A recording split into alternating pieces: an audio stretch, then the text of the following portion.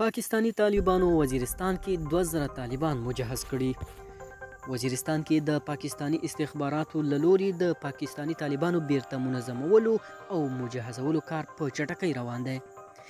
د معلوماتو له مخې دغلته په کوچنۍ 80 نفري او 1.5 نفري ګروپونو کې له 2000 څخه زیات پاکستانی طالبان بیرته د منظمېدو په حال کې دي چې پاکستانی استخبارات په سیمه کې د نوې لوبې لپاره تیاروي. په وزیرستان کې د صیحون خبریال اسماعیل داوړ وایي په بازارونو کې د پاکستانی طالبانو ډلې په ښکاره تګ راتګ کوي. وسلوالو له راپیدا کېدو سره محدودیتونه راغلي او هدفي وژنې زیاتې شوي دي. پاکستانی استخبارات د وزیرستان په اړه ځکه بیا لاس په کار شوي چې دغلته پښتون ژغورنې غورځنګ په ولسي ویښتانه د پاکستان استخباراتو په اړه ذهنیتونه اړولي دي.